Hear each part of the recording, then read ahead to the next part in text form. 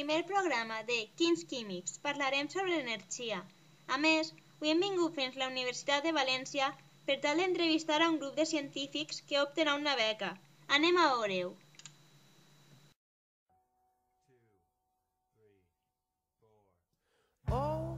L'energia és la capacitat que té un sistema per realitzar treball o per a subministrar calor. Està present en tot allò que ens envolta, des de l'energia del sol que empren les plantes per tal de fer la fotosíntesi fins al combustible d'un avió. Un dels conceptes que utilitzarem al parlar d'energia és l'entalpia. L'entalpia estàndard de formació d'un compost és el canvi d'entalpia que acompanya la formació d'un mol d'una substància al seu estat estàndard, és a dir, a 298 kelvins i a un bar de pressió.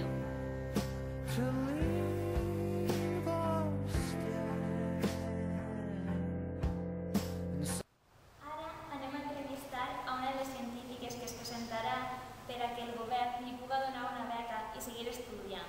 Anem a veure. Hola, bon dia. Hola, bon dia. Què tal? Bé, bien. I contem-nos, de què tracta el vostre projecte? A ver, como los combustibles últimamente están cada vez más caros y más escasos, y son más escasos, hemos planteado la idea de utilizar el hidrógeno como combustible. I quins avantatges suposa utilitzar l'hidrogen? La principal ventaja es que no contamina el medio ambiente. I desavantatges?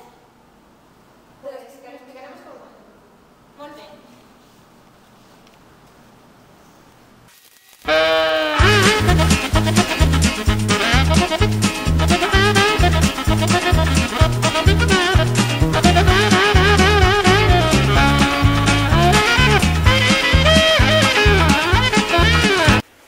Inicialmente tenemos la densidad del octano y las entalpías de formación del octano, del CO2 y del agua. Con la densidad del octano calculamos su masa. Tomamos que el volumen es 1 litro. Y con la masa molecular calculamos los moles de octano, que son 23,3 moles. Bien, después, conociendo las entalpías de formación, calculamos la entalpía de esta reacción, de la combustión del octano, y obtenemos una cifra de menos 5.470,3 kilojulios por mol.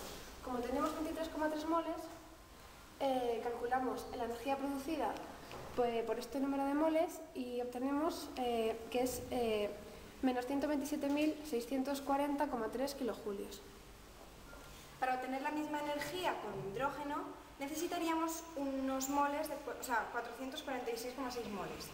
Y con la fórmula de los gases ideales obtenemos que sería necesario un volumen de 1.913,11 litros de hidrógeno.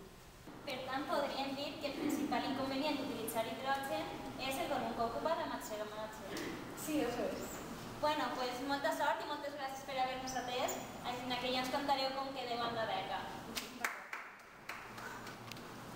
Ara donem pas a l'oratge amb Manu Montesinos.